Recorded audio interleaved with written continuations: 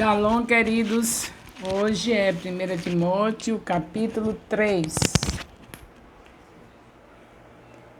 Tem como tema bispos e diáconos. Neste capítulo de 1 Timóteo 3, vemos Paulo iniciar apresentando as características necessárias do ministro para ser considerado apto e digno a exercer a função, e da mesma forma os diáconos. Deve apresentar-se digno com as características aqui descritas. A igreja é o corpo de Cristo e, como corpo, ela deve apresentar a organização para que tudo funcione adequadamente. Paulo encerra lembrando que não podemos nos comportar de qualquer maneira no templo, porque ela é a igreja do Deus vivo, coluna e fundamento da verdade. 1 Timóteo 3 tem um contexto histórico. Paulo ensina sobre o dever de orar pelas autoridades. É dever dos cristãos suplicar, orar, interceder e dar graças a Deus em favor delas, em favor das autoridades. Seu discurso prossegue com a explicação de que a salvação está à disposição de todos, revelando o desejo de Deus de salvar toda a humanidade e não apenas alguns poucos. O Espírito procura sempre orientar os cristãos em tudo o que fazem e, por meio de Paulo, ele aconselha aos homens e às mulheres para que se comportem de forma decente, refletindo a luz de Deus, a luz do Filho de Deus. 1 Timóteo 3:1 fala dos bispos. O termo bispo, ancião, cargo semelhante ao presbítero. E pastor sempre, os termos bispos, ancião e pastor sempre se refere ao mesmo cargo nas páginas do Novo Testamento. Bispo enfatiza a tarefa de zelar pela congregação, Hebreus 13:17. O supervisionar. 1 Timóteo 3, de 2 a 7. Estes versículos não descrevem o trabalho do pastor, e sim o caráter da pessoa que exerce esse cargo.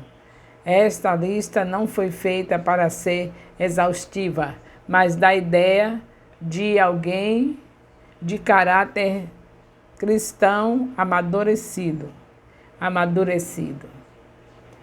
1 Timóteo 3:2, qualificações. O significado de marido de uma esposa é muito debatido. Provavelmente isso não se refere ao problema do divórcio. Porém, poderia ser uma proibição da poligamia. Entretanto, é mais provável que esteja tratando de fidelidade conjugal em geral. Apto para ensinar é um único requisito desta lista que não é obrigatório a todos os cristãos, nem mesmo aos diáconos. Portanto, esta é uma marca característica do pastor. Tito 1:9. 1 Timóteo 3, de 3 a 5. Administração do lar. Paulo destaca a administração do lar, da própria casa, ao fazer a discussão mais longa deste item. A família é o campo de provas do caráter cristão. Isso completa a figura da igreja como casa de Deus. 1 Timóteo 3:6, orgulho pecaminoso. O que Paulo quis dizer nesse versículo não é que o principal tende a ser mais orgulhoso.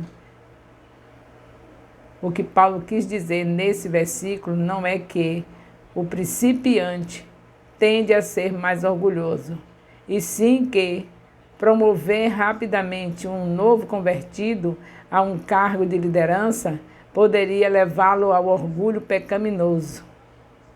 1 Timóteo 3,8. Diáconos. O cargo dos diáconos é o outro ofício da igreja do Novo Testamento, junto com o de pastor ou ancião.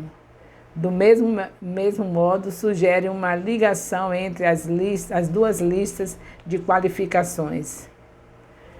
Há semelhanças marcantes entre as qualificações para pastor, supervisor e diácono.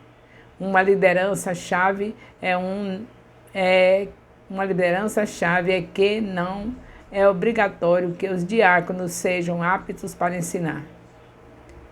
Em relação a bispo, podemos chamar de supervisor.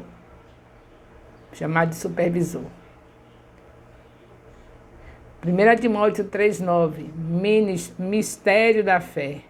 Mistério da fé. A palavra mistério, ela diz respeito ao Evangelho. 1 Coríntios 2,7. 1 Timóteo 3,10. Provados primeiramente. A experimentação aqui descrita supostamente seria feita pela igreja, sob a liderança dos pastores. 1 Timóteo 3,11, o comportamento das esposas. Neste versículo, a palavra grega correspondente a mulheres pode significar aqui mulher ou esposa. O contexto sugere que a melhor tradução é esposas. 1 Timóteo 3,12, maridos e pais. Sobre maridos de uma esposa, nós podemos ver no versículo 2. 1 Timóteo 3,13, recompensa. Este versículo ressalta o valor e a importância do ofício de diácono, mostrando dois resultados do bom diaconato. Boa posição indica respeito e apreciação da igreja por aqueles que servem desta maneira. Grande confiança provavelmente se refere a maior confiança na fé que vem por meio do serviço e de ver as verdades do Evangelho provadas no ministério. 1 Timóteo 3,15. Como se comportar na casa de Deus. Este é um versículo importante em 1 Timóteo. Ele diz o motivo de Paulo ter escrito a carta e descreve a identidade e missão da igreja de três maneiras. Casa se refere à igreja como família de Deus, apontando para a liderança da família. A expressão igreja do Deus vivo destaca a igreja como ajuntamento em que Deus revela a sua presença de maneira mais clara. Dizer que a igreja é coluna e fundamento da verdade significa que Deus confiou à igreja a tarefa de promover e proteger o Evangelho. 1 Timóteo 3,16. Mistério da piedade. Sem controvérsia, grande é o mistério da piedade.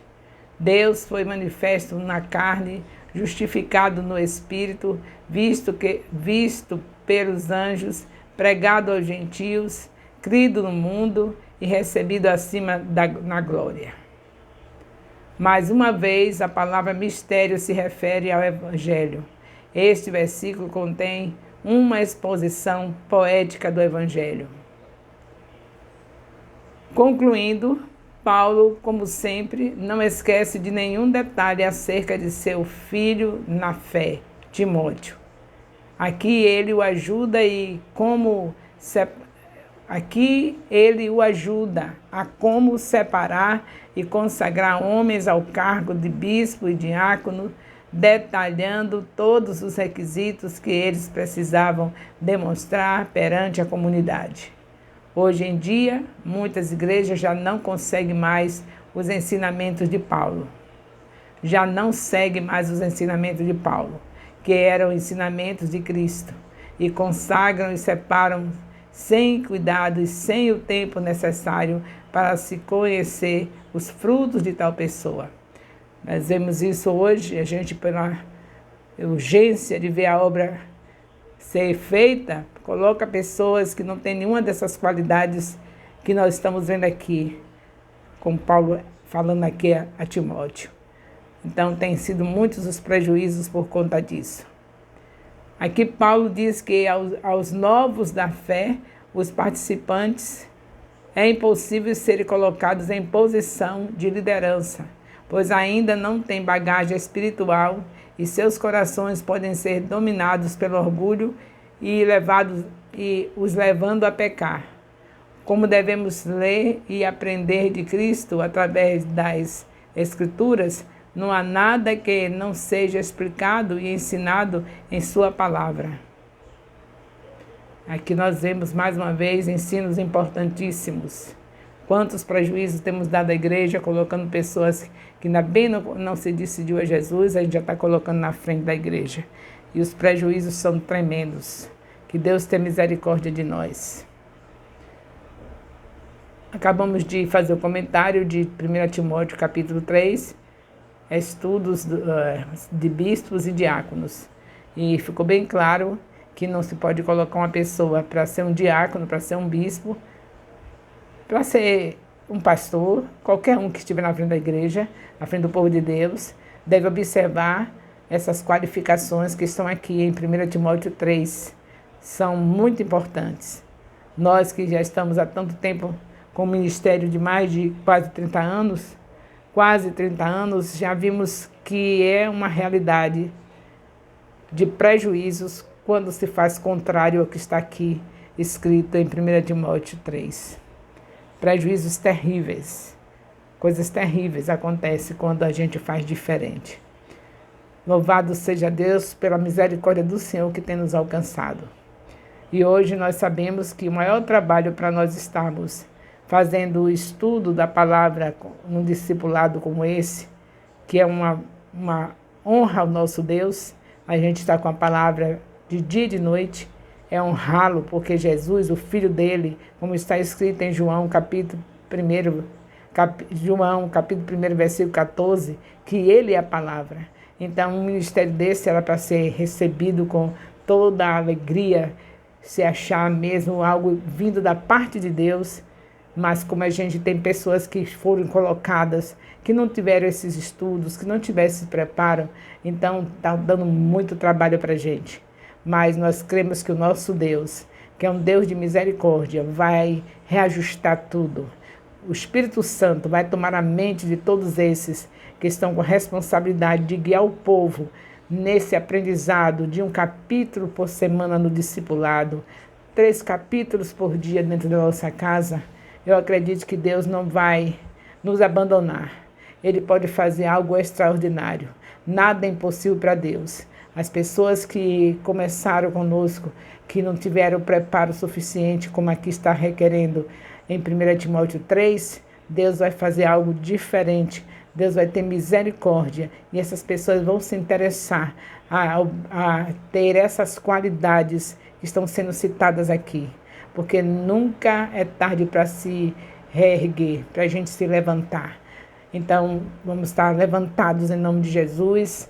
Os que não tinham essas qualidades vão ter, porque vão lutar por isso, na presença do Espírito Santo. Maravilhas vão acontecer e nós vamos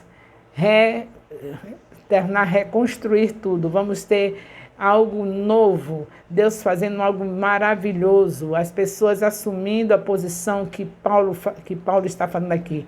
Quem não teve, vai ter, no nome de Jesus. Quem não observou essas qualidades, essas qualificações, vai observar e vai tomar posse dessas qualidades em nome de Jesus. E assim nós prosseguiremos num discipulado honrando ao Senhor Jesus, fazendo o que Deus está nos ensinando pela palavra, mantendo a nossa casa com a palavra pela manhã, ao meio-dia, ao anoitecer, porque isso significa que estamos obedecendo a Josué, capítulo 1, versículo 8, não se apartando na nossa boca as palavras desse livro, como diz Josué 1:8, assim todos tomarão posse disso.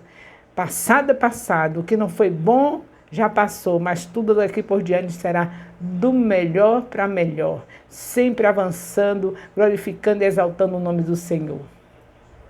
Bendito seja o nome do nosso Deus, que não nos abandona, não esquece de nós. E quando a gente se arrepende, quando a gente procura se humilhar, quebrantar o nosso coração, Deus não despreza. Por isso, os nossos corações vão estar quebrantados, reconhecendo a nossa falha, a nossa posição na frente do povo de Deus, as coisas que fizemos da maneira fora do que está escrito aqui em 1 Timóteo 3. Nós vamos voltar a ter tudo isso. Quem não teve vai ter, porque Deus é poderoso para desfazer toda a obra do diabo. E nós vamos estar ganhando esta cidade para o Senhor Jesus. Louvado seja Deus. O que importa é que nós vamos estar ganhando esta cidade para o Senhor Jesus.